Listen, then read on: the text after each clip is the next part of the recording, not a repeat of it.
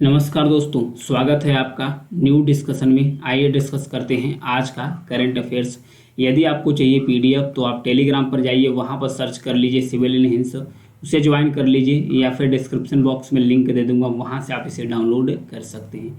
ये Phanigiri Buddhist site है, इसका हाल ही में प्रदर्शनी न्यूयॉर्क में किया गया है, इसके बारे में जानेंगे। प्लस उसके बाद गति शक्ति विश्वविद्यालय है जो रेलवे का पहला विश्वविद्यालय है, इसके बारे में जानेंगे। प्लस उसके बाद Q9B एक हंटर ड्रोन है, इसे 31 हंटर ड्रोन को खरीद रहा है भारत और अमेरिका से, इसके बारे में जानेंगे। प्लस मोरक्को चर्चा में है। मोरक्को चर्चा में क्यों है? क्योंकि इस पर हाई शक्ति का एक भूकंप आया है, तो इसके बारे में भी जानेंगे। तो आइए स्टार्ट करते हैं। पहली न्यूज़ के बारे में दिया है, जलवायु परिवर्तन ने बाजरा की खेती को बदल दिया है। कैसे बदल दिया है? क्लाइमेट चेंज के कारण पहले तो बाजरा का जो मुख्य उत्पादन होता था राजस्थान में होता था, तो राजस्थान के शुष्क इलाकों में होता था, और वहीं धीरे धीरे जो उपजाऊ इलाका है राजस्थान का पूर्वी इलाका, उस तरफ स्थानांतरित हो रहा है। उसके साथ साथ हरियाणा में भी बाजरा का उत्पादन की खेती जो हो रही है वो धीरे धीरे बढ़ती चली जा रही है।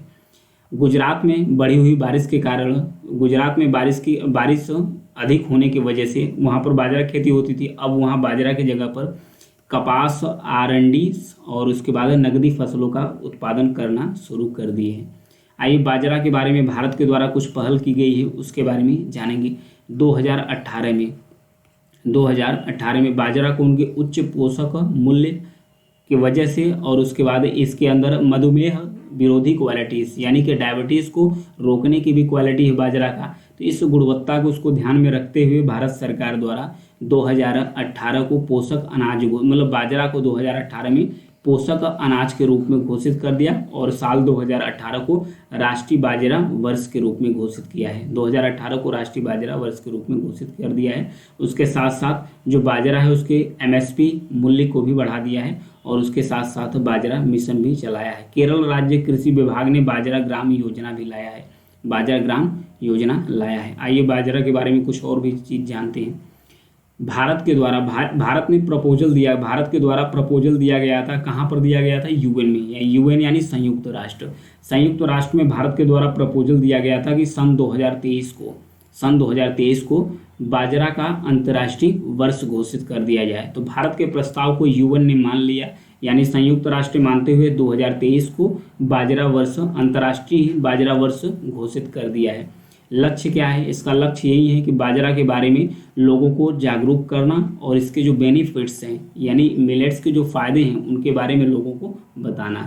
भारत में देखेंगे सबसे ज़्यादा बाजरा कहाँ उत्पादन होता है, तो Rajasthan, highest production of millets, यानी कि बाजरा का सबसे ज़्यादा उत्पादन राजस्थान में होता है। उसके बाद दूसरे स्थान पर यूपी यानी उत्तर प्रदेश, फिर आंध्र प्रदेश, तेलंगाना, कर्नाटक, तमिलनाडु, महाराष्ट्र, गुजरात और हरियाणा है, क्रम वाइज है।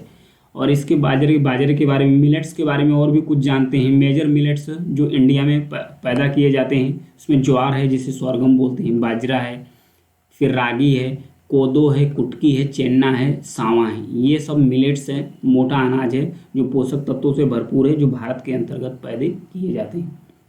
इसे बताया जाता है कि जो भारत में मिलेट्स है, मोटे अनाज है, ये 3000 BC पहले से ही मिल रहे हैं। इंडस वैली सिविलाइजेशन में भी इसका उत्पादन किया जाता है। तो ये था इसके बाजरा के बारे में। इसे किस प्रकार की क्लाइमेट की आवश्यकता पड़ती है? तो बाजरा 70 से, सबसे पहले तो ये 60 टन की फसल है, 70 से 100 दिनों में ये उत्पादन इसका तुरंत हो जाता है। उसके साथ साथ वहीं जो धान या फिर गेहूं की फसल के लिए 120 से 150 दिन की आवश्यकता पड़ती है, यानी कि 60 टन में बाजरा को उगाया जा सकता है। लो वाटर रिक्वायरमेंट्स यानी कि पानी की बहुत कम ही आवश्यकता पड़ती है, यानी कि ये वर्षा आधारित एक फसल है। उसके बाद इसमें ग्रो करने के लिए पुअर सॉइल्स मतलब कमज़ोर मिट्टी भी में ये उत्पादन इसका आसानी से किया जा सकता है। ये खरीफ फसल है, जो मिलेट्स यानी मोटे अनाज हैं, ये खरीफ की फसल है, यानी कि खरीफ फसल सीजन के दौरान इसको उत्पादन किया जाता है। और भी कुछ जानते हैं। पर्ल मिलेट्स है, फिंगर मिलेट्स है, उसके बाद बैनियार्ड मिलेट्स है, लिटिल मिलेट्स है, कोदो मिलेट्स है, ये सब मिलेट्स है जिसके बारे में ऊपर में पढ़ा था। और भी कुछ इसके बारे में अगर जानकारी की बात करें तो इंडिया, नाइजीरिया, ध्यान रखिएगा, इंडिया, नाइजीरिया और उसके बाद चाइना, ये 3 कंट्रीज़ रिस्पॉन्सिबल है, मतलब कि जिम्मेदार है किसके लिए? 55% तो मिलेट्स, यानी कि जो मोटे अनाज होते हैं, बाजरा का उत्पादन जो होता है 55% जो प्रोडक्शन होता है वो ये 3 देशों के द्वारा किया जाता है। किसके द्वारा? इंडिया, नाइजीरिया और चाइना के द्वारा किया जाता है, जो दुनिया की 20% यानी 20% पॉपुलेशन यानी जनसंख्या के लिए जिम्मेदार है। तो ये था इसके बारे में, मिलेट्स के बारे में। आगे बढ़ेंगे नेक्स्ट, इससे संबंधित कुछ क्वेश्चन है, इसे देख लेते हैं। भारत के निम्नलिखित फसलों पर विचार कीजिए, यूपीएससी 2012 का क्वेश्चन है। मूंगफली, तिल, बाजरा दिया है कि उपरोक्त में से कौन सी मुख्य रूप से वर्षा आधारित फसल है? तो मूंगफली भी वर्षा आधारित फसल है, तिल और बाजरा तीनों। तो विकल्प कौन सा सही हो जाएगा? डी। नेक्स्ट है, निम्नलिखित में से कौन सी सबसे कम जल कुशल यानी कि लेस वाटर एफिशिएंस फसल है? गन्ना, सूरजमुखी, मोती, बाजरा और लाल चना। इसमें देखो दिया है कम जल कुशल, यानी कि कम जल कुशल का मतलब कि कम जल कुशल कि जो इसमें सबसे ज़्यादा जल की आवश्यकता पड़ती है, सबसे ज़्यादा जल की आवश्यकता पड़ेगी तो कम जल कुशल फसल हो गया। तो सूरजमुखी है तो ये कम जल में ही हो जाती है। मोती, बाजरा भी कम जल की आवश्यकता पड़ती है, यानी कि ये जल कुशल फसल है। चना भी कम जल की आवश्यकता पड़ती है तो ये भी जल कुशल फसल है। तो यहाँ पर देखिए कम जल कुशल ये जल कुशल फसल है, मतलब सूरजमुखी, मोती, बाजरा, लाल चना, ये तीनों क्या है? जल कुशल फसल है। जल कुशल मतलब कि वाटर एफिशिएंसी, मतलब कि कम ही वाटर में इसे उत्पादन इसका किया जा सकता है, लेकिन गन्ने को पानी की आवश्यकता अधिक पड़ती है। तो ये लेस वाटर एफिशिएंसी फसल है। तो विकल्प कौन सा सही हो जाएगा? ए, गन्ना। नेक्स्ट बढ़ेंगे, फड़ीगिरी कलाकृतियों के बारे में दिया है, ये चर्चा में क्यों हुई इसके बारे में जानेंगे। मेट्रोपॉलिटन न्यूयॉर्क, तो अमेरिका का एक शहर है न्यूयॉर्क, उसमें मेट्रोपॉलिटन म्यूजियम ऑफ आर्ट में द ट्री एंड सरपेंट नामक प्रदर्शनी में इसे फणीगिरी जो बुद्धिस्ट साइट है इसे प्रदर्शित किया गया था, इसलिए ये चर्चा में आ गया है। तो इसके बारे में जानेंगे। 1942 यानी 1942 में इसकी खोज की गई थी। ये 200 ईसा पूर्व से 400 ईसा पूर्व के बीच में फणीगिरी बौद्ध कलाकृतियाँ मिली है। ये कहाँ पर मिली है? फणीगिरी में। फणीगिरी है कहाँ? फणीगिरी एक गांव है, कहाँ पर? तेलंगाना का हैदराबाद जो शहर है इससे 150 किलोमीटर दूर पर फणीगिरी एक फन के आकार की पहाड़ी है।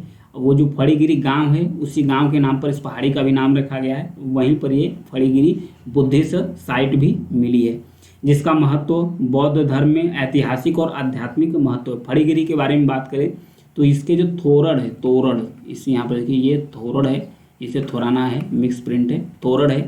तोरण का एक समूह भी बताया जाता है जो पत्थर का प्रवेश द्वार है। यहाँ पर देखिए तोरण जैसा दिख रहा है ना, तोरण ये होते हैं 2 प्रवेश द्वार जो बुद्धिस्ट साइट में दिखाए जाते हैं।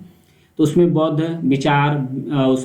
विचार के 2 शाखा है, जो महायान हीनयान दोनों का जो स्कूल है उसे रिप्रेजेंट भी किया गया है। कहाँ पर किया गया है? न्यूयॉर्क में जो प्रदर्शनी लगी है, कहाँ पर? मेट्रोपॉलिटन म्यूजियम ऑफ आर्ट में द ट्री एंड सरपेंट प्रदर्शनी में बनाया गया है। तो ये था इसके बारे में।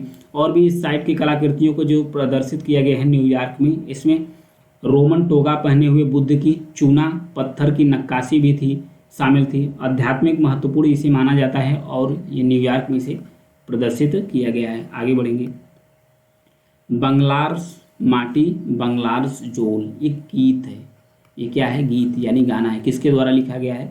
रविंद्रनाथ टैगोर के द्वारा लिखा गया है। चर्चा में क्यों है इसके बारे में जानेंगे। पश्चिम बंगाल का जो विधानसभा है वो बंगाली कैलेंडर के अनुसार, ध्यान रखिएगा, बंगाली कैलेंडर के अनुसार जो पहला दिन होता है जिसे बोला जाता है पश्चिम बंगाल में पोइला वैसाख, जिसे क्या बोला जाता है पश्चिम बंगाल में? पोइला वैसाख। यह अंग्रेजी के 15 अक्टूबर, अंग्रेजी का जो अप्रैल है, अंग्रेजी का महीना जो 15 अप्रैल है उस दिन को पोइला वैसाख पड़ता है, जो बंगाली कैलेंडर के अनुसार पहला दिन होता है। इसे बंगाल का विधानसभा ने इसे राज्य दिवस के रूप में घोषित कर दिया। ध्यान रखिएगा, इसे राज्य दिवस के रूप में घोषित कर दिया गया था। यह रविंद्रनाथ टैगोर द्वारा बंगाल जो बांग्लार माटी बांग्लार जोल जो गीत है उसे राज्य गान के रूप में घोषित कर दिया गया है पश्चिम बंगाल में। ध्यान रखिएगा, बांग्लार माटी बांग्लार जोल, सबसे पहले तो ये किसके द्वारा लिखा गया है? रविंद्रनाथ टैगोर के द्वारा लिखा गया है। कहाँ का राज्य गान बन गया है? ये राज्य गान बन गया है पश्चिम बंगाल का। और वहीं जो पोइला बैसाख है ये कहाँ सेलिब्रेट किया जाता है? पश्चिम बंगाल में किया जाता है। इसी दिन को, पहले दिन को राज्य दिवस के रूप में घोषित किया गया है, यानी 15 अप्रैल को। कहाँ पर? पश्चिम बंगाल में। इस गीत के महत्व के बारे में जानेंगे। इस गीत का महत्व इसलिए भी है कि 1905 में जब लॉर्ड कर्जन ने बंगाल विभाजन का डिसीजन लिया तो उसके विरोध में इस गीत को लिखा गया और इसको गाया गया राष्ट्रीय एकता के लिए। क्योंकि जो कर्जन का जो फैसला था, डिसीजन था, कर्जन का डिसीजन ये था कि जो बंगाली भाषी लोग हैं उनको 2 भागों में बांटना ताकि उनके बीच में एकता न रह जाए। ये लॉर्ड कर्जन ने 1905 में किया था। लेकिन इसका विपरीत प्रभाव पड़ा। इसका विपरीत प्रभाव क्या पड़ा? जो ब्रिटिश शासन के खिलाफ बंगालियों में एक जुटता आ गई बंगालियों के अंतर्गत। इसी के दौरान एक नए आंदोलन का जन्म हुआ जिसका नाम है स्वदेशी आंदोलन, जिसने स्वतंत्रता के लिए भारतीय संघर्ष की शुरुआत को चिन्हित किया। स्वतंत्रता के लिए भारतीय संघर्ष की जो शुरुआत है यहीं से हो गई। ध्यान रखिएगा, इतना फायदा हुआ था। ये गीत लिखा गया है किसके द्वारा? रविंद्रनाथ टैगोर के द्वारा। नेक्स्ट बढ़ेंगे, गति शक्ति विश्वविद्यालय के बारे में दिया है। ये चर्चा में क्यों है इसके बारे में जानेंगे। ये भारत का पहला रेलवे विश्वविद्यालय है। भारतीय रेलवे के गति शक्ति विश्वविद्यालय का जो बड़ोदरा गुजरात में एक शहर है, वहाँ पर इसे इस्टेब्लिश किया गया है। भारतीय विमानन क्षेत्र को मजबूत करने के लिए एयरबेस के साथ, एयरबेस है क्या? एयरबेस यूरोप की एक कंपनी है जो क्या बनाती है? विमान बनाती है। इसके साथ ये जो विश्वविद्यालय है एक एमओयू साइन किया है, यानी कि मेमोरेंडम ऑफ अंडरस्टैंडिंग, यानी समझौते ज्ञापन पर हस्ताक्षर किया है। यह एमओयू रेल, संचार, इलेक्ट्रॉनिक्स और आईटी मंत्री अश्विनी वैष्णव जो गति शक्ति विश्वविद्यालय के पहले चांसलर है। ध्यान रखिएगा, जो गति शक्ति विश्वविद्यालय रेलवे का पहला विश्वविद्यालय है उसके जो पहले चांसलर है कौन है? अश्विनी वैष्णव, जो इस समय रेलवे मिनिस्टर्स हैं। ये पहले चांसलर है। गति शक्ति विश्वविद्यालय की अगर बात करें 2022 में इसे संसद के एक अधिनियम द्वारा इसे बनाया गया था। यह राष्ट्रीय रेल और परिवहन संस्थान की जगह ले रहा है और रेल मंत्रालय द्वारा प्रायोजित इसे स्पॉन्सर किया जा रहा है। इसके जो चांसलर हैं केंद्रीय रेल मंत्री होते हैं। तो जो पहले चांसलर इसके हैं अश्विनी वैष्णव हैं, जो इस समय रेल मंत्री हैं। इसका काम यही है लॉजिस्टिक क्षेत्र में उच्च गुणवत्ता लाना और प्रतिभा को प्रमोट करना। लॉजिस्टिक क्षेत्र क्या होता है? अगर किसी सामान को हम एक स्थान से दूसरे स्थान पर ले जाते हैं तो चाहे उसकी खरीद हो, पैसा लगना हो, फिर उसके बाद कागजी कार्रवाई हो, चाहे परिवहन का लागत हो, सबको मिलाकर एक स्थान से दूसरे स्थान पर सामान को ले जाने में जो पैसा खर्च होता है उसे बोलते हैं लॉजिस्टिक लागत या लॉजिस्टिक कॉस्ट बोलते हैं। ये था। एयरबस के बारे में जानेंगे। एयरबस वाणिज्यिक विमानों का दुनिया का सबसे बड़ा निर्माता है और हेलीकॉप्टर, रक्षा और अंतरिक्ष उपकरण का भी ये अग्रणी निर्माता है। एयरबस हाल ही में भारत में डिजाइन, नवाचार, विनिर्माण और विकास पर ध्यान केंद्रित करते हुए बड़ोदरा गुजरात में C295 विमान सुविधा भी प्रोवाइड्स किया है। किसके साथ? टाटा समूह के साथ मिलकर। नेक्स्ट बढ़ेंगे, ड्रोन के बारे में दिया है। इसका नाम है MQ-9B हंटर ड्रोन। हाल ही में भारत सरकार द्वारा औपचारिक रूप से 31 यानी 31 MQ-9B हंटर ड्रोन अमेरिका से खरीदने यानी अधिग्रहण करने का अनुरोध किया है। किसने? भारत सरकार द्वारा। ये ड्रोन उनके जो हथियार पैकेज है, ग्राउंड कंट्रोल सिस्टम है, उपकरण सहित एक महत्वपूर्ण हथियार जो सौदा है उसके पार्ट के रूप में इसे खरीदा जाएगा भारत सरकार द्वारा। किससे अधिग्रहण किया जाएगा? अमेरिका द्वारा। जनरल एटॉमिक्स द्वारा भारत में असेंबल किए जाएंगे। किसको? जो ये MQ-9B हंटर ड्रोन है इसे जनरल एटॉमिक्स द्वारा भारत में असेंबल किए जाएंगे। अगर इसकी क्वालिटीज़ की बात करें तो ये हाई ऊंचाई से यानी कि काफ़ी ऊंचाई तक ये जाने में सक्षम है और लंबे समय तक ये हवा में रह सकता है। अगले 6 से 7 वर्षों में भारत सरकार द्वारा इसे अपने सशस्त्र बलों में शामिल कर लिया जाएगा। इसकी और भी क्वालिटीज़ की बात करें तो खुफिया, निगरानी, टोही मिशन के लिए इसे डिजाइन किया गया है। ये हवा से ज़मीन में मार करने में सक्षम है और हवा से ज़मीन में मार करने वाली मिसाइलों को और स्मार्ट बमों को अपने साथ ले जा सकती है। कौन? ये जो MQ-9B हंटर ड्रोन है किसका है? अमेरिका का। इसे कौन अधिग्रहण कर रहा है? भारत। नेक्स्ट है मोरक्को के बारे में दिया है। चर्चा में क्यों है इसके बारे में जानेंगे। यहाँ पर देखिए ये है मोरक्को कंट्रीज। अगर इसकी कैपिटल्स यानी राजधानी की बात करें तो रबात इसकी राजधानी है। मैच द फॉलोइंग क्वेश्चन में पूछ दिया जाता है।